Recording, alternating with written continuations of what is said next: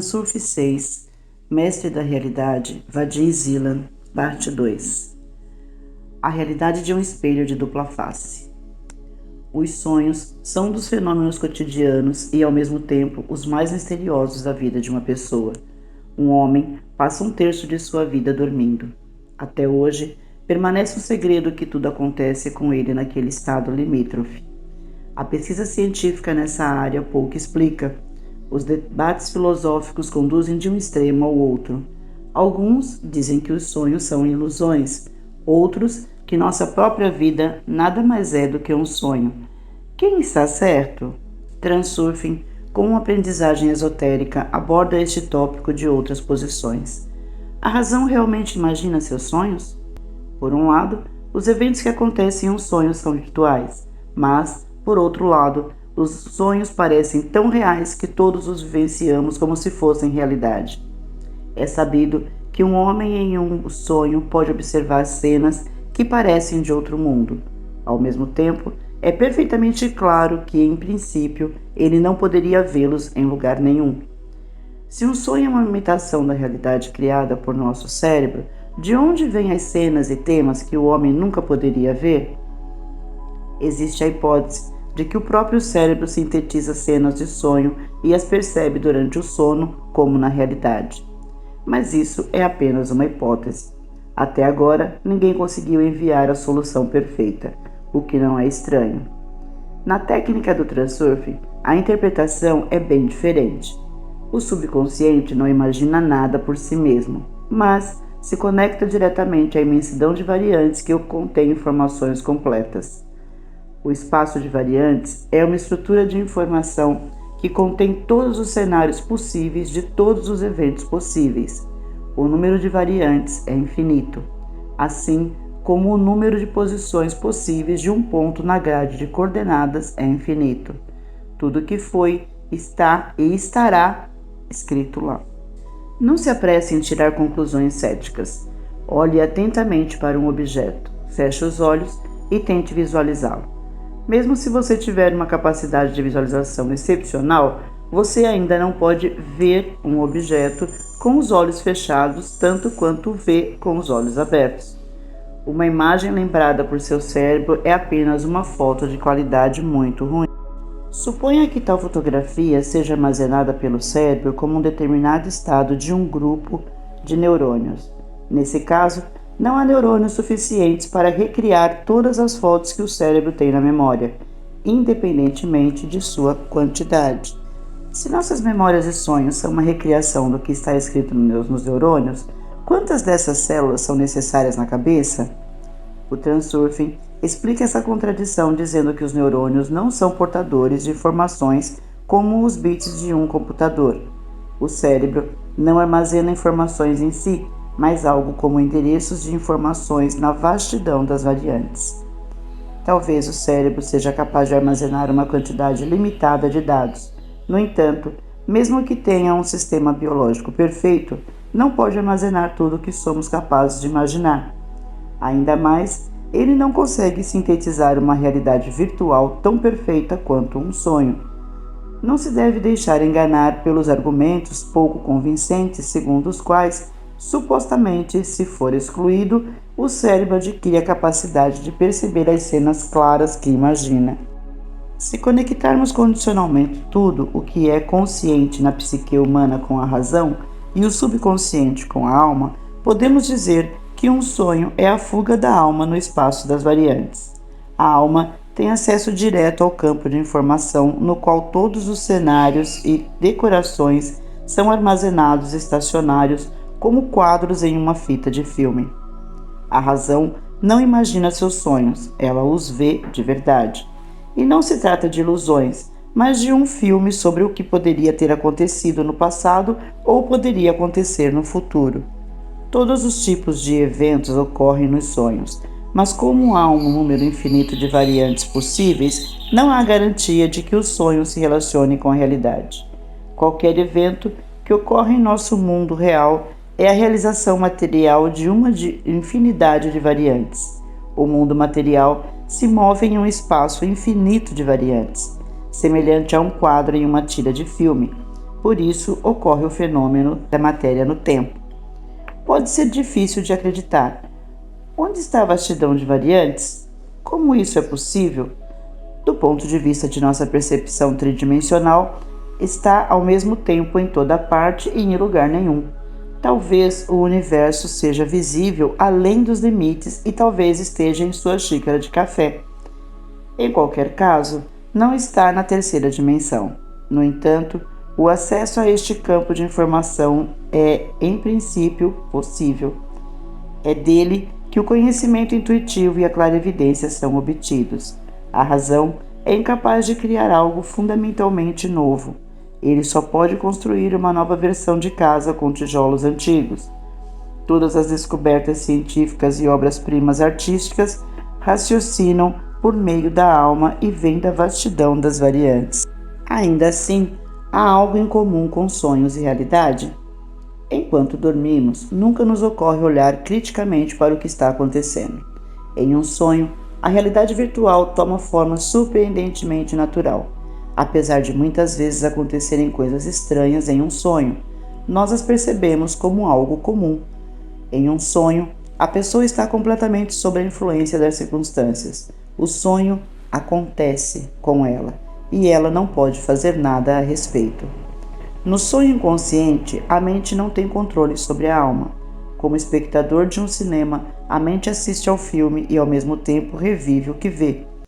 Esses sentimentos são transmitidos à alma, que imediatamente se harmoniza com o setor do espaço de variantes que corresponde às expectativas. Dessa forma, o cenário muda de forma dinâmica, acompanhando o curso dos acontecimentos. O cenário e os personagens principais estão atualmente alinhados com a mudança de cenário. A imaginação funciona em um sonho, mas apenas no papel de um gerador de ideias. Mas às vezes, se tivermos sucesso, em algum momento nos damos conta de que estamos dormindo. Nesse caso, o sonho inconsciente se transforma em sonho lúcido. No sonho lúcido, o homem participa de um jogo virtual e entende que tudo não passa de um sonho. Se algo assim nunca aconteceu com você e você ouve falar disso pela primeira vez, não duvide, não é uma fantasia. Muitos livros são dedicados aos sonhos lúcidos e há entusiastas no mundo que constantemente praticam esses sonhos. Basta ter consciência de que é apenas um sonho e imediatamente descobriremos habilidades incríveis. Em um sonho lúcido, não há nada que não possamos realizar. Podemos gerenciar eventos e fazer coisas inatingíveis, por exemplo, voar. Mas mesmo em um sonho, não basta apenas querer voar. A realização não acontece por causa do desejo, mas por causa de uma orientação para o que se deseja alcançar. Não é apenas pensar sobre o que queremos que funcione, mas algo que é difícil de descrever em palavras. Algum tipo de força está nos bastidores da cena em que o jogo dos pensamentos ocorre. No entanto, a última palavra está por trás dessa força. Claro, você adivinhou que era intencional. Definiremos aproximadamente a intenção como a determinação de agir e possuir. O desejo em si não nos traz nada. Pelo contrário, quanto mais forte desejamos algo, menor é a probabilidade de sucesso. Se você sonha se é possível voar, você não terá sucesso em seu plano. Para decolar, basta alçar voo com a ajuda da intenção.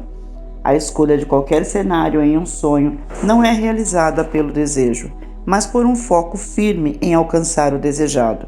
Você não pensa e não quer, mas simplesmente tem e age. A intenção é a força motriz que conduz o roteiro em um sonho lúcido. Mas a questão é por que nossos medos estão se tornando realidade. É possível atribuí-los à intenção? Assim como nos sonhos, na vida real, somos constantemente seguidos por variantes com cenários de nossas ansiedades, inconveniências e ódios. Porque se eu não quero algo, não tenho intenção de experimentar. No entanto, ainda conseguimos o que estamos ativamente tentando evitar. Acontece que a direção do nosso desejo não tem efeito? O enigma reside em uma força ainda mais misteriosa e poderosa chamada de intenção externa. A intenção interior é a intenção de fazer algo por conta própria. É muito mais difícil estender a ação da própria vontade ao mundo exterior. É uma intenção externa. Com sua ajuda, é possível administrar o mundo. A compreensão da intenção externa está fortemente relacionada à vastidão das variantes. Todas as manipulações de tempo, espaço e matéria que não estão sujeitas à explicação lógica são geralmente associadas a fenômenos mágicos ou paranormais. Chamamos intenção externa porque está fora do homem, o que significa que ele não é influenciado por sua razão. É verdade que, em certo estado de consciência, pode-se acessá-lo. Se subordinarmos nossa força poderosa à vontade, podemos criar coisas incríveis. Com essa força, os antigos mágicos ergueram as pirâmides egípcias e realizaram vários milagres semelhantes. Se você tentar mover mentalmente a caneta pela mesa, falhará. Mas se você tem uma forte intenção de imaginá-lo em movimento, é melhor ter sucesso. Imagine que você conseguiu tirar uma caneta do lugar em qualquer caso. Pessoas extremamente sensíveis podem fazer qualquer coisa. O que eu vou lhes contar pode parecer extremamente incomum. A caneta realmente não se move. No primeiro caso, você está tentando mover a caneta com a energia dos seus pensamentos. Esta energia é obviamente muito pequena para mover um objeto material. No segundo caso, deslize ao longo das linhas da vida onde a caneta tem uma posição diferente. Você entende a diferença? Aqui, a caneta está sobre a mesa. Pela força da intenção, você o imagina começando a se mover. Sua intenção varre os setores do espaço nos quais a caneta está constantemente assumindo novas posições. Se a transmissão do pensamento for forte o suficiente, a caneta se materializa logicamente em novos pontos do espaço real. Ao fazer isso, uma camada de lápis separada é movida, ao mesmo tempo que as outras camadas. Montando também, a camada de observadores permanecem imóveis. Não é o próprio objeto que se move, mas sua realização no espaço das variantes. O movimento dos chamados objetos voadores não identificados, para os quais as leis da física, especialmente a inércia, não parecem se aplicar. Não é de admirar que a telecinésia não funcione para você. Em quase todas as pessoas, essas habilidades são pouco desenvolvidas. E não é que você esteja administrando mal a energia, mas que é muito difícil acreditar em tal possibilidade e evocar em si mesmo a intenção externa pura. Pessoas que desenvolveram a habilidade da telecinesia não movem objetos.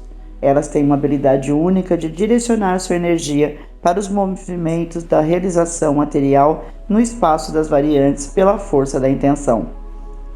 Qualquer coisa relacionada à intenção externa é geralmente percebida como misticismo, magia ou, na melhor das hipóteses, um fenômeno inexplicável cujos testemunhos são armazenados com sucesso em prateleiras empoeiradas.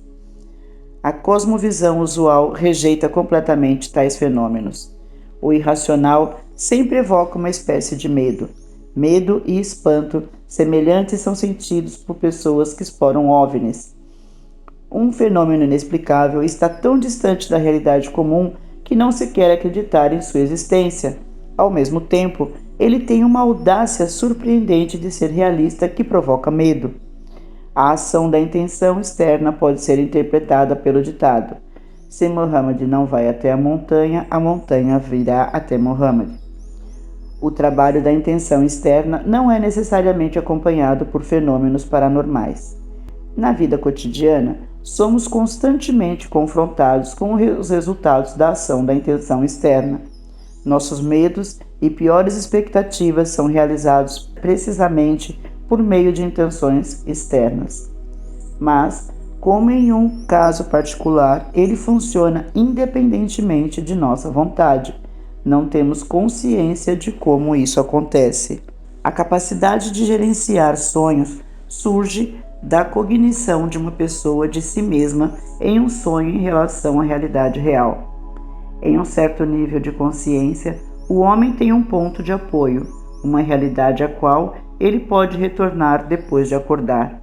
A realidade, por outro lado, é semelhante a um sonho na realidade. A vida acontece. O homem não se lembra de suas vidas passadas e não tem apoio para ascender ao próximo nível de consciência. No entanto, a situação não é tão desesperadora.